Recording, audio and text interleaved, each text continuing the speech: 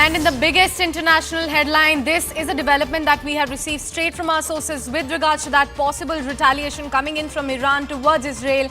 US has now deployed a submarine in the Middle East as Israel anticipates a direct attack from Iran. US President Joe Biden, in fact, has joined the European leaders to warn Iran about attacking Israel. Joint statement of US, UK, France, Italy and Germany has said, and I'm going to quote a couple of lines from that joint statement here, that we called on Iran to stand down its ongoing threats of a military attack against Israel and discuss the serious consequences as well. We bring you more details with regards to that big breaking news coming at this point of time. The biggest headline today morning is about that possible retaliation that Iran has warned Israel about. US has finally intervened. The West leaders are saying that there will be possible consequences if Iran does not stand down against these attacks that they are planning on Israel. We have CNN News 18's Akanksha Swaroop, in fact, joining us on the broadcast early this morning. Akanksha, very good morning to you.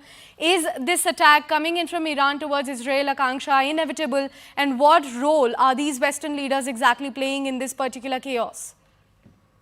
We don't know yet if it is inevitable, Sakshi, but, this is on expected lines. But if we are to look at the response coming in, the United States has deployed a naval strike group to the Eastern Mediterranean, this amid increased tensions.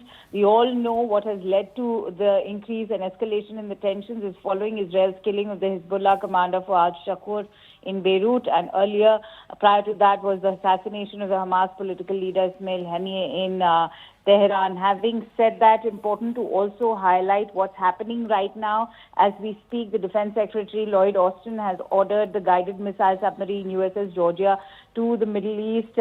They've also asked for Abraham Lincoln aircraft carrier strike groups to speed up the voyage to the region. But at the same time, the United States is hopeful that they may be able to bring Iran to the talking table, because the U.S. State Department spokesperson Vedant Patel has also indicated that U.S. is expecting Gaza peace talks to proceed, and they are expected to take place on Thursday.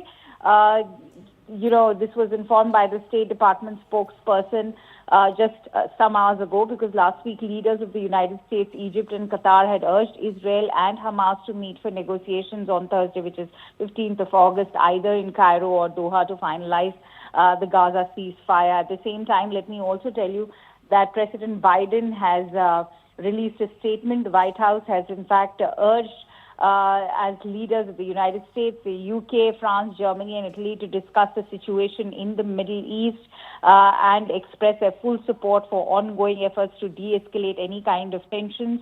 And this is also turning out to be a joint effort between Europe and Middle East per se, because Egypt is also involved, so is Qatar. Qatar, as we all know, has Sakshi been playing a very crucial negotiator or mediator whenever it comes for peace talks between the West and the Middle East. But important to also highlight that the U.S. And that entire region remains on high alert. The Pentagon is almost in a huddle, and the U.S. is, of course, very much committed to defend Israel.